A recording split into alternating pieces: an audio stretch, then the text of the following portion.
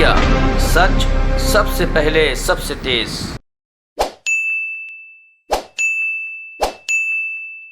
नमस्कार साथियों। भ्रष्टाचार अपरंपार, रोजगार पर मार, नशे की भरमार और देश के भविष्य की सुपारी ले रही मोदी सरकार। बहुत गंभीर, सनसनीखेज और चौंकाने वाले तथ्यों के साथ आज हम आपके बीच में हैं और कहीं ना कहीं मन भी आहत है। मोदी सरकार का निशाना साफ है। देश की संपत्ति बेच देंगे, दुकानदारों और छोटे उद्योगों का धंधा चौपट कर देंगे, जो बचा उसे चंद कंपनियों को दे देंगे और देश के युवा को नशे की लत में धकेल देंगे। अब इन दो सनसनी खुलासों ने साफ कर दिया है कि मोदी सरकार ने देश के भविष्य को बेचने की सुपारी ले रखी है। यही है इनका खाएंगे, खिलाएंगे और सबको लुटवाएंगे मॉडल। मैं सीधा उन दोनों पहलुओं की आपसे चर्चा करूंगा। अमेजन ई कॉमर्स कंपनी द्वारा 8,546 करोड़ रुपए की रिश्वत क्यों और किसे दी गई? पिछले एक साल में साथियों 14 करोड़ रोजगार खत्म हो गए। दुकानदार, छोटा उद्योग, एमएसएमई, युवा, सबका धंधा चौपट है। अब इस सनसनीखेज खुलासे से साफ हो गया है कि करोड़ों दुकानदारों, उद्योगों, एमएसएमईज और युवाओं की नौकरी कौन खा गया। अब चौंकाने वाले तथ्य सामने आए हैं कि विदेशी ई कॉमर्स कंपनी अमेजन ने पिछले 2 साल में भारत में कानूनी फीस के नाम पर 8,546 करोड़ रुपए का भुगतान किया। 8,500 करोड़ का भुगतान किया। देश के कानून मंत्रालय का बजट 1,100 करोड़ रुपया और अमेजन ई कॉमर्स कंपनी ने कानूनी फीस का भुगतान किया 8,546 करोड़ रुपया। अब यह सामने आ गया है कि यह पैसा तथाकथित तौर से रिश्वत के तौर पर दिया गया। सवाल सीधे हैं। पहला सवाल, अमेजन द्वारा 8,546 करोड़ रुपए की रिश्वत भारत में किस अधिकारी और किस सफेदपोश राजनेता को दी गई? दूसरा सवाल, क्या यह रिश्वत मोदी सरकार में कानून और नियम बदलने के लिए दी गई ताकि छोटे छोटे दुकानदारों का धंधा चौपट हो जाए और अमेजन जैसी ई कॉमर्स कंपनी का धंधा चल सके? तीसरा सवाल, अमेजन की 6 कंपनियों ने मिलकर 8,546 करोड़ का भुगतान किया। इन कंपनियों का परस्पर रिश्ता क्या है? इन कंपनियों का किस किस और कंपनी से व्यावसायिक रिश्ता है और यह पैसा निकालकर किसको व किस प्रकार से भुगतान किया गया? चौथा सवाल, अमेरिका और भारत दोनों में लॉबिंग और रिश्वतखोरी दोनों कानूनी अपराध हैं। इन पर प्रतिबंध है, हम ये जानते हैं। तो फिर मोदी सरकार की नाक के नीचे 8,546 करोड़ रुपए की तथाकथित रिश्वत कैसे दे दी गई? पांचवां सवाल, क्या एक विदेशी ई कॉमर्स कंपनी द्वारा दी जाने वाली तथाकथित तौर से रिश्वत की इतनी बड़ी रकम अपने आप में राष्ट्रीय सुरक्षा से खिलवाड़ और समझौता नहीं? Can they compromise our system like this? छठा सवाल, प्रधानमंत्री नरेंद्र मोदी जी चुप क्यों हैं? क्या वो अमेरिका के राष्ट्रपति से आज ये कहेंगे, क्योंकि वहां पर भी यह अपराध है, कि अमेरिका की कंपनी अमेजन से के खिलाफ आपराधिक कार्रवाई अमेरिका की सरकार भी करे? और सातवां और आखिरी सवाल, क्या देश में इस सनसनीखेज और तथाकथित रिश्वत घोटाले की जांच सुप्रीम कोर्ट के सिटिंग जज से नहीं करवाई जानी चाहिए, क्योंकि बिल्ली को दूध की रखवाली नहीं बिठाया जा सकता। यह पैसा तो भारत सरकार में राजनीतिक सफेदपोशों और अधिकारियों को मिला, वही जांच कैसे करेंगे। और साथियों, अब मैं इससे भी बड़े दूसरी पहलू पर आपका ध्यान आकर्षित करूंगा। दुनिया का, देश का नहीं, दुनिया का सबसे बड़ा हेरोइन ड्रग्स घोटाला सामने आया है।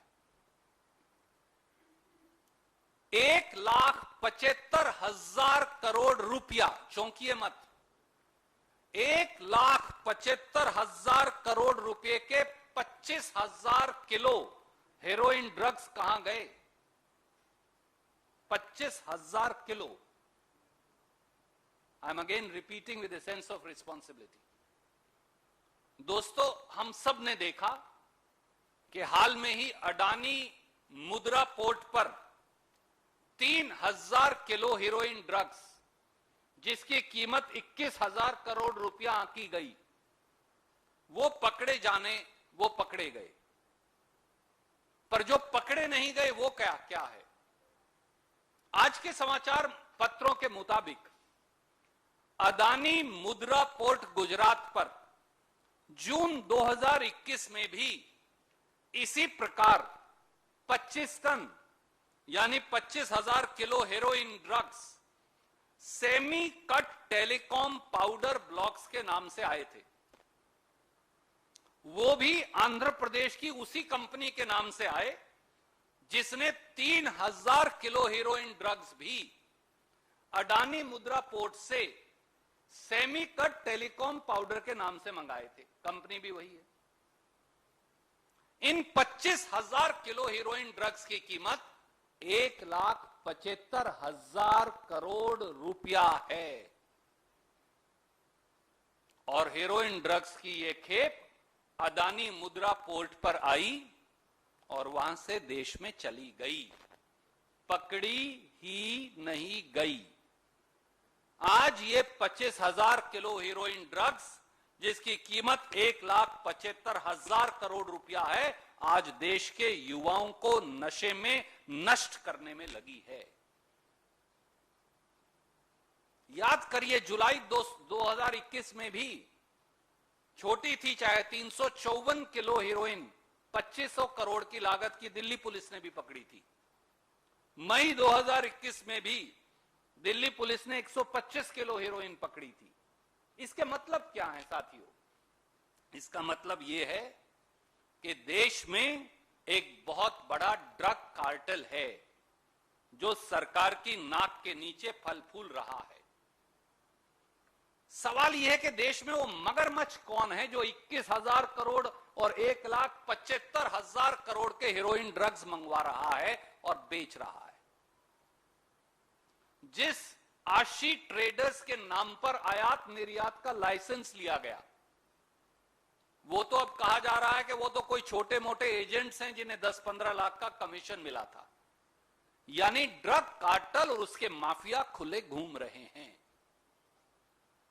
तो क्या प्रधानमंत्री जी जवाब देंगे? सवाल नंबर 1, 1,75,000 करोड़ के 25,000 किलो हेरोइन ड्रग्स कहां गए, जो तथाकथित तौर से जून में आए थे इसी अडानी पोर्ट से? सवाल number 2, narcotics control bureau, DRI, ED, CBI, IB, क्या वो सोए पड़े हैं या फिर उन्हें मोदी जी के विरोधियों पर रेड डालने से फुर्सत नहीं मिल रही? सवाल नंबर 3, क्या ये सीधे सीधे देश के युवाओं को नशे में धकेलने का षड्यंत्र नहीं? सवाल नंबर 4, क्या ड्रग माफिया को सरकार में बैठे किसी सफेदपोश राजनेता का संरक्षण है? सवाल नंबर 5, क्या यह राष्ट्रीय सुरक्षा से खिलवाड़ नहीं? क्योंकि ये सारे ड्रग्स तो तालिबान द्वारा अफगानिस्तान से भेजे गए हैं। सवाल नंबर 6, अडानी मुद्रा पोर्ट की जांच क्यों नहीं की जा रही? क्योंकि ड्रग्स तो उसी पोर्ट पर उतरे गए।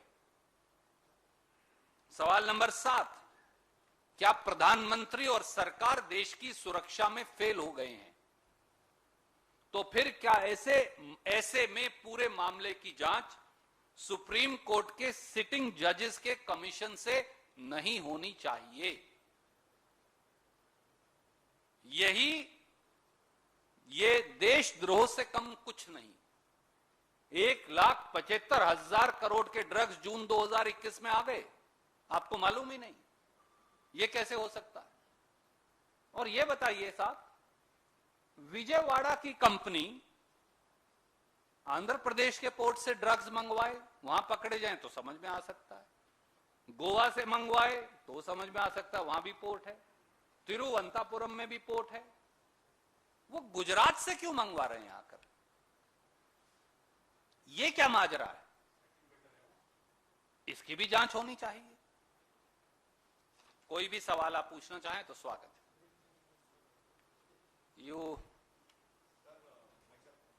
Can I, 1 second, you want me to say it in English? I think you can ask a question and I'll be happy to answer it. Is it okay?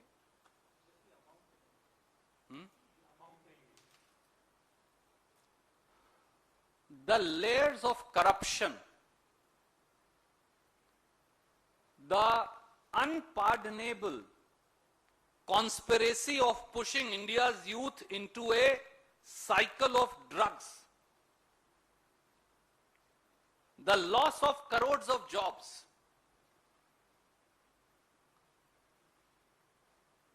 and the responsibility of Modi government is now writ large. The shocking revelations in 2 simultaneous cases have shaken the conscience of the country and the edifice of internal security in India, as also the law and order machinery and role and responsibility of the government. Firstly, who and why did Amazon company allegedly gave bribes worth 8,546 crore rupees to? It has now come out that e-commerce company Amazon had spent 8,546 crore rupees in legal fees over last 2 years.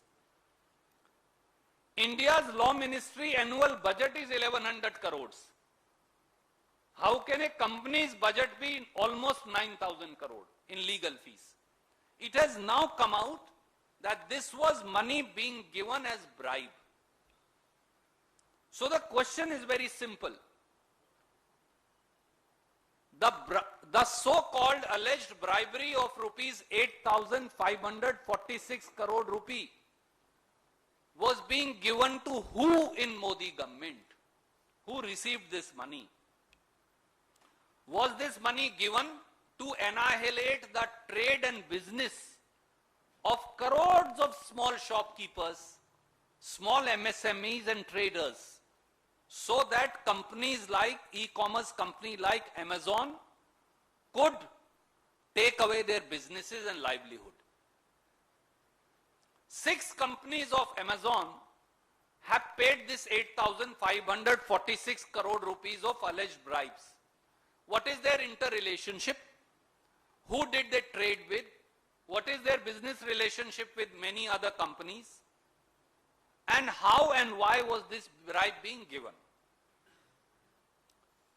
Will Prime Minister of India raise and demand from his US counterpart that criminal action be initiated in United States for alleged bribery against Amazon?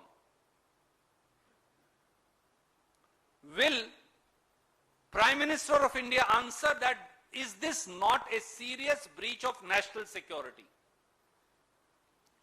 And considering that government has totally failed, should this matter not be investigated by a sitting judge of the Supreme Court of India? And the second scandal The second scandal is even more scathing. It is not India's but the world's biggest drug haul appears to have happened right here in our country. 25,000 kgs of heroin drugs worth 1,75,000 crores have been thrown allegedly into the Indian market to tarnish the future of India's youth.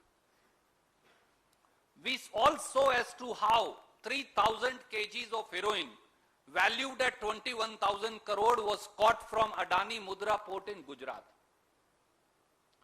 But the same company, citing the same product, has imported 25 tons or 25,000 kgs of the same type of drugs in June 2021 from Adani Mudra port, Gujarat.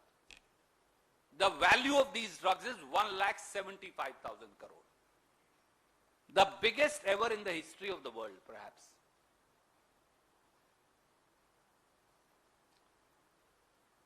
We have seen that the Ashi traders, which is allegedly whose import-export license was used, now the newspaper reports today suggest that they got 10 lakh odd rupees of commission. But who is the drug cartel? Why is a drug cartel prospering right under the nose of Shri Narendra Modi and Shri Amit Shah? Where have this 25,000 kgs of heroin worth 1,75,000 crore gone? Which politician in the country is giving protection to this drug mafia? Is this not pushing India's youth into the menace of drugs?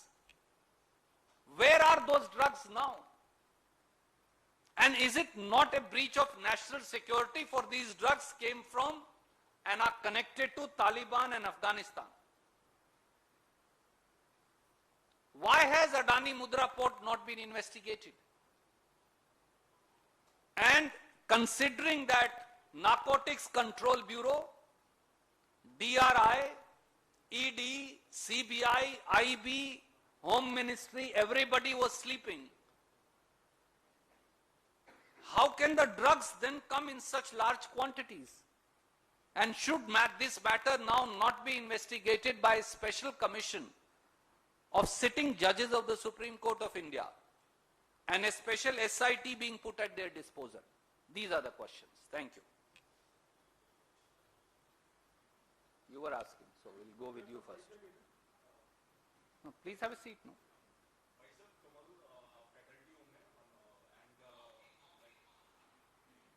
Please ask your question, my friend. Oh, no, this is a press conference. Yeah, let my friends from the media ask. Thank you. We'll give you an opportunity.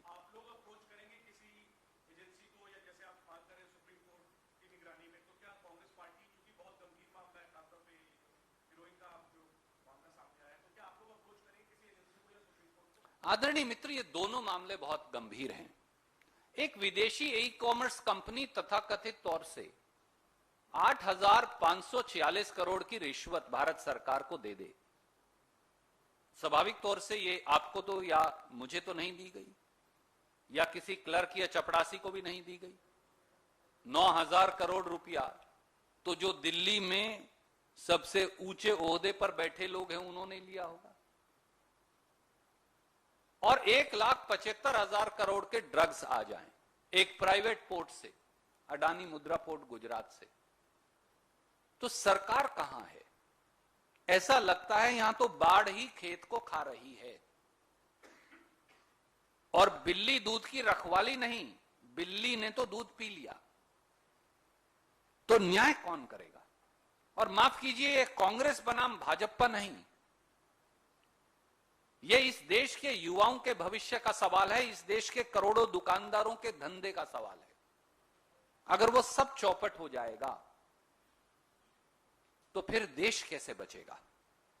और अगर रक्षक भक्षक बन जाएंगे, देश चलाने वालों की नाक के नीचे या कहीं ना कहीं प्रत्यक्ष या परोक्ष संरक्षण में ऐसी ताकतें जो भारत विरोधी हैं वो फलती फूलती रहेंगी, तो क्या सत्ता में बैठे सत्ताधीश देशद्रोह के आरोपी नहीं? सवाल यह है। आप लोग अप्रोच करेंगे सर? सवाल यह था कि क्या कांग्रेस की तरफ से एजेंसीज को या सुप्रीम कोर्ट को अप्रोच किया जाएगा दोनों मामलों की? मित्र, एजेंसियां जब सोई पड़ी हैं और उनकी नाक के नीचे ये सब हो रहा है, एंटी करप्शन ब्यूरो क्या कर रहा था जब 8,600 करोड़ रुपए की तथाकथित रिश्वत दी जा रही थी? आईबी और सीआईडी, ईडी, डीआरआई वो क्या कर रहे थे जब ये सारी रिश्वत दी जा रही थी? 1,75,000 करोड़ की हीरोइन देश में आ रही थी, 25,000 किलो सेमीकट टेलीकॉम पाउडर के नाम पर, तो आपने 3,000 किलो पकड़ के तो वाहवाही कर दी, पर यह नहीं बताया इसी कंपनी ने 1 महीना पहले कि भैया 25,000 किलो मंगवा ली और देश में फेंक डाली है, और देश के युवाओं को जहर की खेती में धकेला जा रहा है।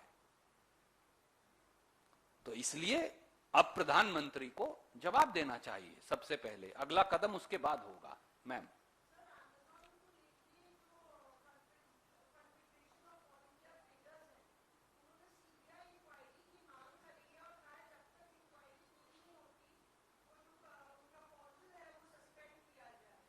देखिए, कॉन्फेडरेशन ऑफ ट्रेडर्स जो हैं छोटे छोटे दुकानदारों के नुमाइंदे हैं, और उनके अलावा कई और छोटे छोटी दुकानदारों की संस्थाएं हैं।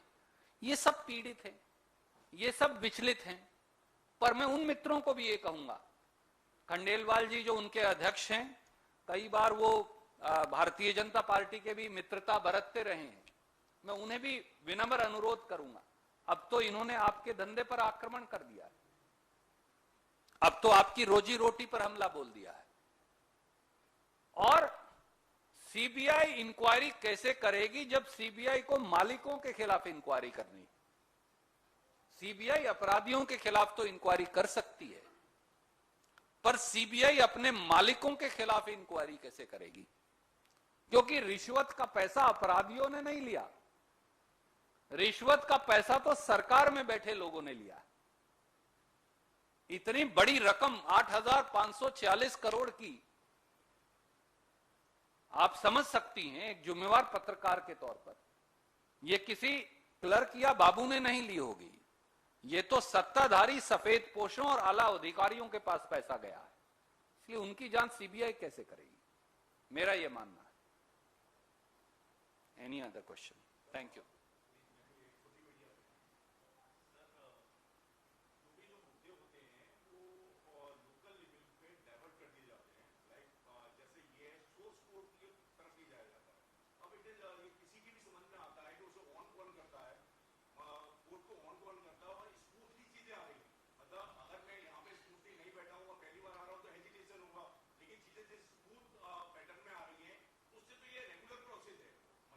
आदरणीय मित्र, ये देश के हर नागरिक को सोचना पड़ेगा, ये राजनीतिक दलों का विषय नहीं।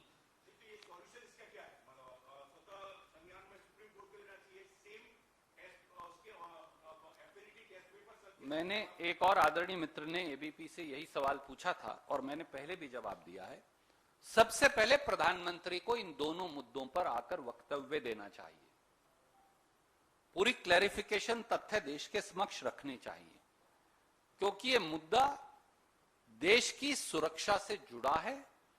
जो व्यक्ति इन दोनों मुद्दों से जुड़ा है वो देशद्रोह का दोषी है, और इसीलिए जवाब प्रधानमंत्री को देश को देना होगा।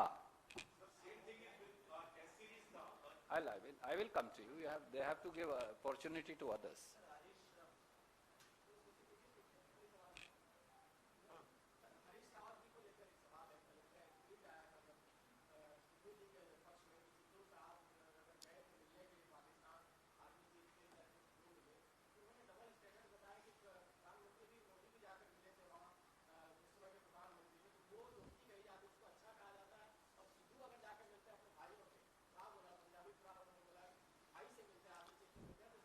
आदरणीय मित्र, जानबूझकर मीडिया के कुछ साथी सरकार के दबाव में इस मामले को तोड़ मरोड़ रहे हैं। आप मुझे बताइए, उनकी भावना समझिए।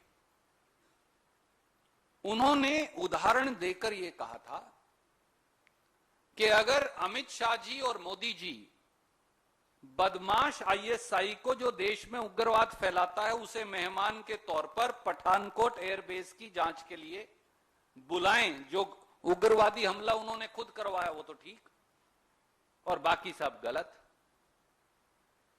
अगर मोदी जी बिन बुलाए मेहमान के तौर पर दावत खाने पाकिस्तान चले जाएं तो वो तो ठीक, वो तो डिप्लोमेसी और बाकी सब गलत। अगर मोदी जी साड़ी शाल डिप्लोमेसी करें तो वो तो ठीक और बाकी सब गलत। मोदी जी की मौजूदगी में उनके अलाइस जम्मू कश्मीर में शांति प्रिय चुनाव का धन्यवाद करें पाकिस्तान को बजाय हिंदुस्तान की सेना को और जम्मू कश्मीर के नागरिकों को, तो वो तो ठीक और बाकी सब गलत।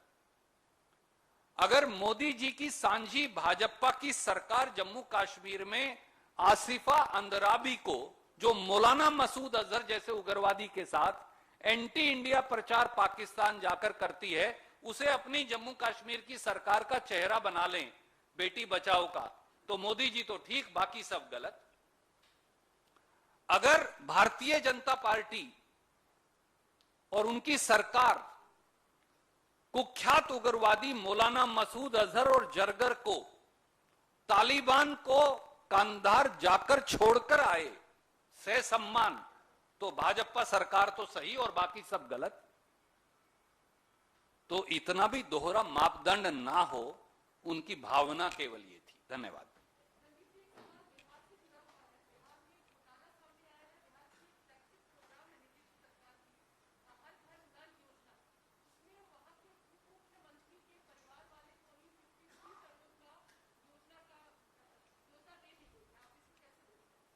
आदरणीय मित्र, भाजपा की कोई सरकार उठाकर देख लीजिए, रिश्वत की परतें खुलती जाएंगी। बिहार में जल नल योजना नहीं, हर घर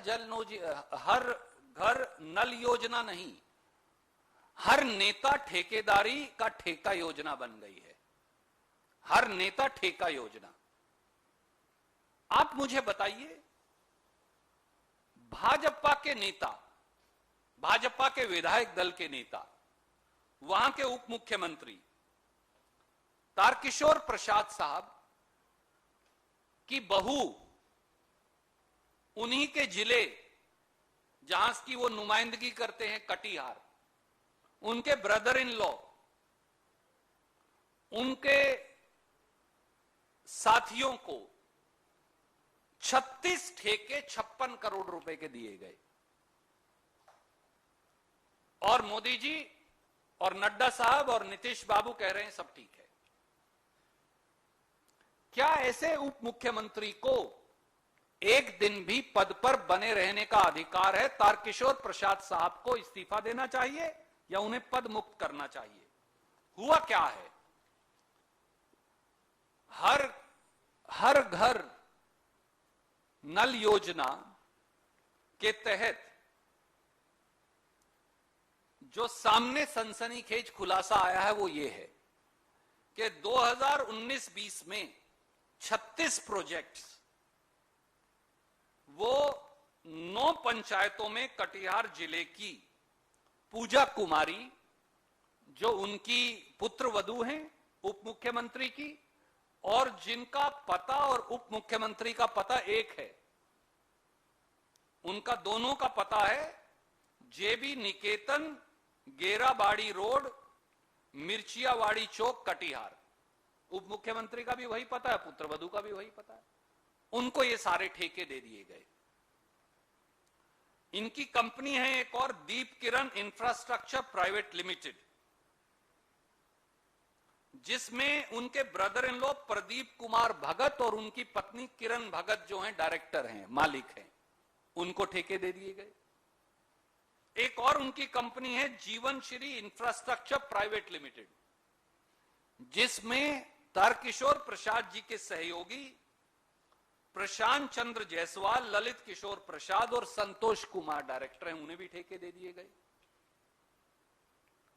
कमाल की बात देखिए, भारतीय जनता पार्टी कह रही है कि यह सब ठीक है, वो कह रहे हैं कि ये दुरुस्त है, सही है। क्या ये कॉन्फ्लिक्ट ऑफ इंटरेस्ट नहीं?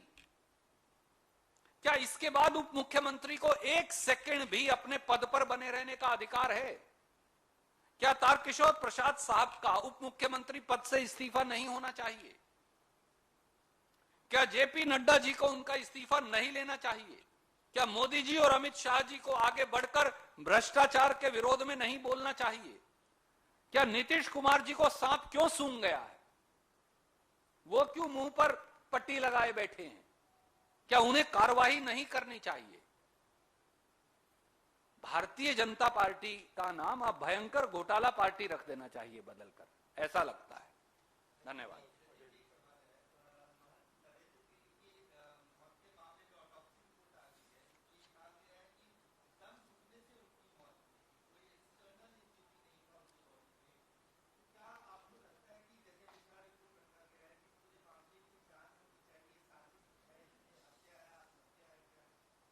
आदरणीय मित्र, अखाड़ा परिषद सबसे सम्मानित हमारे हिंदू धर्म के संतों महंतों की संस्था है। 14 अलग अलग अखाड़े इस अखाड़ा परिषद के तत्वाधान में आते हैं। महंत नरेंद्र गिरि जी, उनका अपना एक विशेष स्थान और सम्मान रहा है। जिस तरह से रहस्यमय परिस्थिति में महंत जी की मृत्यु हुई, यह अपने आप में इसमें से एक षड्यंत्र की बू आती है। यह मैं नहीं कह रहा, महंत धर्मदास जिनका सब सम्मान करते हैं, उन्होंने आज सुबह यह कहा कि यह आत्महत्या नहीं, हत्या है। यह मैं नहीं कह रहा। वेदांती जी, जो भारतीय जनता पार्टी के भी सांसद रहे हैं, उन्होंने ये कहा कि ये आत्महत्या नहीं, हत्या है। क्या भारतीय जनता पार्टी की सरकार और एक ऐसा व्यक्ति जो भगवा पहनने का ढोंग रचता है, आदित्यनाथ जी, उनके चलते उत्तर प्रदेश के सारे संत और महंत, हमारे सम्मानित साधु अपने आप को असुरक्षित महसूस नहीं कर रहे? क्या यह हत्या है या आत्महत्या? इस षड्यंत्र की जांच नहीं होनी चाहिए? क्या वो सुइसाइड नोट जिसमें कई जगह लिखा और मिटाया गया है और उसमें कई तथ्य चौंकाने वाले और सनसनीखेज हैं, ये पूरा मामला पर्दा डाल देना चाहिए जैसे आदित्यनाथ जी कर रहे हैं, या इसकी जांच होनी चाहिए? और क्या मुख्यमंत्री आदित्यनाथ जी बताएंगे कि महंत जी ने आदित्यनाथ सरकार से और अखाड़े परिषद की ओर से कोई पत्राचार किया था? क्या किसी ने महंत जी की गाड़ी को टक्कर मारकर उन्हें शारीरिक तौर से नुकसान पहुंचाने का प्रयास किया था? क्या ये सारे तथ्य एक आदरणीय महंत और संत की मृत्यु को संदेह के घेरे में नहीं ला देती? और भारतीय जनता पार्टी की सरकार इस पूरे मामले पर पर्दा डालने के लिए विचलित क्यों है? अगर भगवा पहनने वाले साधु सुरक्षित नहीं, तो फिर आदित्यनाथ जी को सत्ता में बने रहने का अधिकार नहीं। ये कुछ बातें हैं जिनका जवाब मुख्यमंत्री और जेपी नड्डा साहब को, प्रधानमंत्री और अमित शाह जी को देना चाहिए। धन्यवाद।